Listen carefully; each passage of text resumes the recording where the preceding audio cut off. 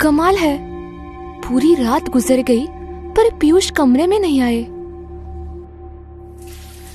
शायद जब तक दोबारा हमारी शादी ना हो जाए तब तक हमें एक ही कमरे में रहने की इजाजत नहीं होगी।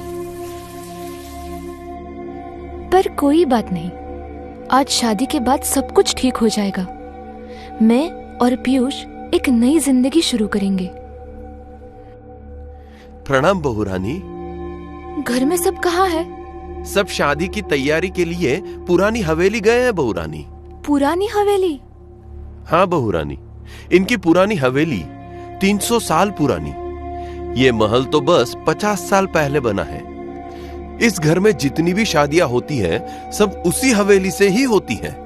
अरे हाँ, कल रात मैंने आपको मेरा मोबाइल ढूंढ कर लाने को कहा था, आपने दिया नहीं।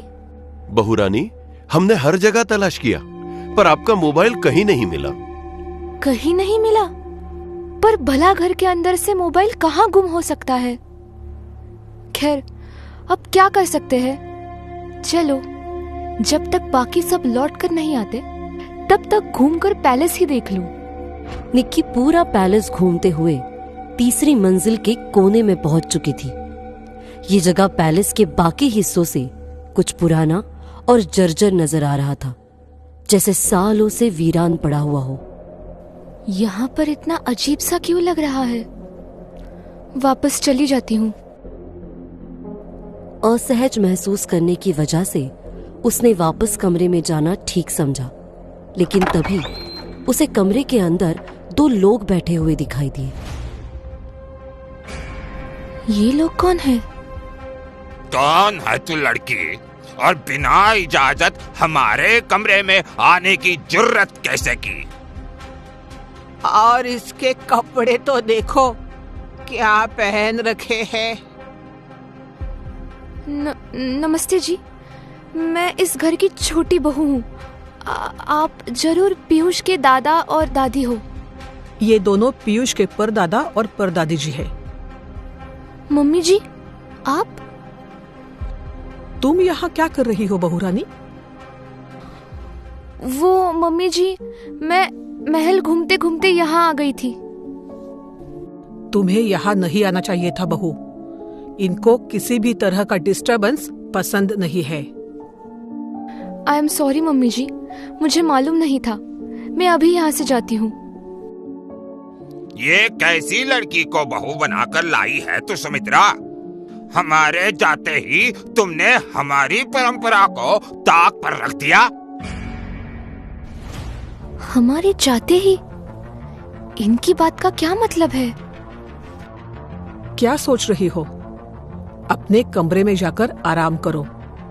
मैं तुम्हारी शादी का जोड़ा भिजवाती हूँ। आज रात शादी के बाद तुम पूरी तरह से हमारी बहू रानी बन जाओगी। निक्की बेसब्री से दुल्हन बनने का इंतजार कर रही थी। तभी उसके कमरे में एक कम उम्र की लड़की आई। प्रणाम बहू रानी, मेरा नाम रचना है। पर तुम हो कौन? बस यूं समझ लो बहू रानी, एक अनाथ लड़की जिसे इस राज परिवार ने आश्रय दिया है। मेरा पूरा बचपन इसी राजमहल में बीता है। अब दोस्त कह लो, नौकरानी कह लो या फिर कुछ और, रचना आपकी सेवा में हाजिर है। अरे वाह, मेरा नाम निक्की है। तुमसे मिलकर खुशी हुई। रचना, तुमसे मैं कुछ पूछूं तो बताओगी? क्यों नहीं बताऊंगी बहू रानी, जरूर बताऊंगी। आप पूछो, क्या पूछना है? मुझे इस राज परिवार के बारे में बताओ। इस राजघराने का इतिहास कितना पुराना है? यहाँ कौन कौन लोग हैं? सबसे पहले तो ये जान लो बहू रानी कि असल में ये कोई राजघराना नहीं है। क्या? हाँ बहू रानी, कुछ लोग जन्म से राजा बनते हैं और कुछ लोग कर्म से। इस राजघराने के लोग कर्म से राजा बने थे। मैं कुछ समझी नहीं। आज से 300 साल पहले इस राज परिवार के मुखिया विश्वजीत सिंह टीकमगढ़ में आए थे और यहाँ बहुत बड़ी हवेली बनाई थी। कुछ सालों बाद टीकमगढ़ में एक बहुत भयंकर बाढ़ आई। तब विश्वजीत सिंह ने सारे टिकमगढ़ के परिवारों को अपनी हवेली में शरण दी। 6 माह तक उसने खाने पीने और रहने का खर्चा भी उठाया। इतना ही नहीं, जब सब कुछ ठीक हो गया तब भी विश्वजीत सिंह ने खेतीबाड़ी करने के लिए टिकमगढ़ के एक एक किसान को आर्थिक सहायता भी दी। किसी इलाके में हर परिवार की ऐसी मदद कोई राजा ही कर सकता है, इसीलिए टिकमगढ़ के लोगों ने मिलकर विश्वजीत सिंह को अपना राजा मान लिया। तब से टिकमगढ़ पर विश्वजीत सिंह के वंशज राज करते हैं। वाह, इस राजघराने का इतिहास तो बहुत रोमांचक है। और बताना इस बारे में। बताएंगे बताएंगे, सब बताएंगे।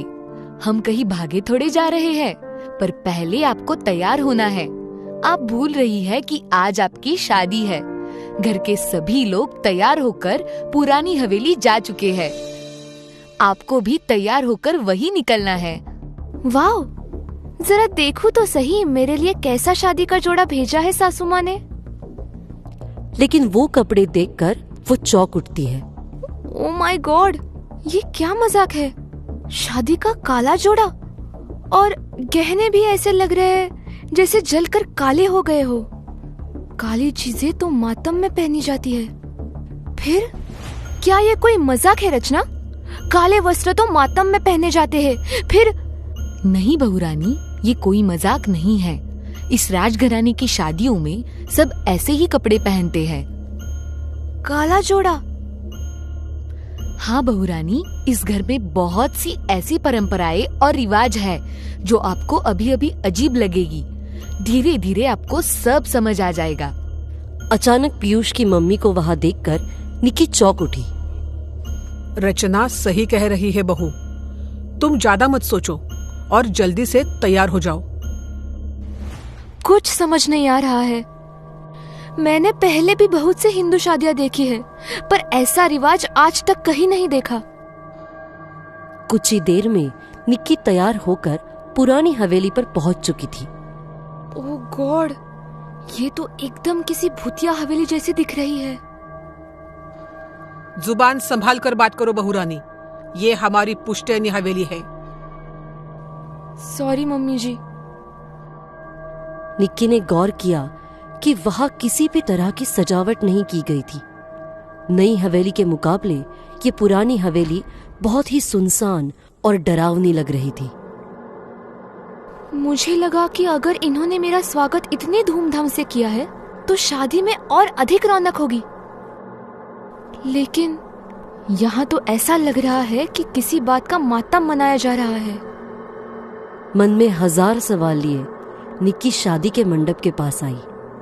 घर के सभी सदस्यों के चेहरे पर गंभीरता थी। हंसी ठहाका तो दूर, कोई आपस में बात तक नहीं कर रहा था।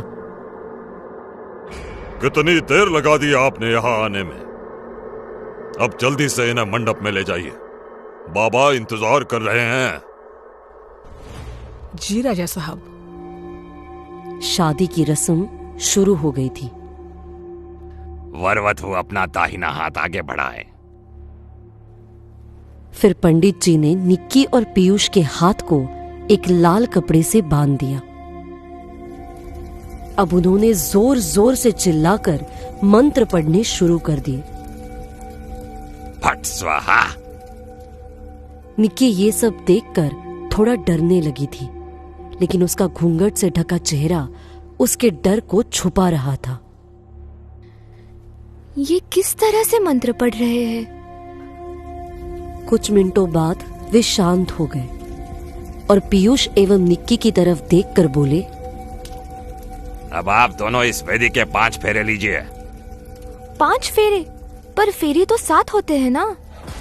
उसने निक्की की तरफ गुस्से से घूरा, जैसे निक्की ने ये प्रश्न पूछकर न जाने कौन सा पाप कर दिया हो। बहू, जैसा कहा जा रहा है वैसा करो, वक्त बहुत कम है। निक्की ने आगे कुछ ना बोलना ही उचित समझा। वो और पीयूष चुपचाप वेदी के फेरे लेने लगे। यहाँ की रस्म पूरी हो गई। अब आगे की रस्मों के लिए सभी हवेली के पीछे वाले कुंड में चलिए। निक्की और पीयूष बाकी सदस्यों के साथ हवेली के पिछले हिस्से में जा रहे थे। लेकिन इस अनोखी शादी से निक्की अब भी अचरज में थी। ना मंगलसूत्र पहनाया, ना सिंदूर लगाया, और फेरे भी केवल 5। ये आखिर कैसी शादी है? अब आप अपनी पत्नी के साथ इस कुंड में उतरे और स्नान करें, तभी यह विवाह संपूर्ण माना जाएगा। जी बाबा जी। मुझे गहरे पानी से डर लगता है पीयूष, ये करना जरूरी है क्या? डरो मत निकी, मैं तुम्हारे साथ हूं। बस हो गया। नहीं, आप दोनों को कम से कम 5 बार कुंड में गोता लगाना होगा, तभी मालिक प्रसन्न होंगे। क्या? उस बाबा ने पीयूष की तरफ देखकर एक इशारा किया। इससे पहले कि निक्की कुछ सोच पाती, पीयूष ने उसकी गर्दन दबोची और उसका सर पकड़कर पानी के नीचे डुबो दिया। निक्की जोर से चीखे जा रही थी, लेकिन पीयूष बार बार उसका सर पानी में डुबोए जा रहा था। पीयूष नहीं! क्या निक्की बच पाई? क्या रहस्य था इन रस्मों के पीछे, और क्या असर पड़ने वाला था निक्की के जीवन पर? जानने के लिए देखें अगला भाग और सब्सक्राइब करें चैनल को।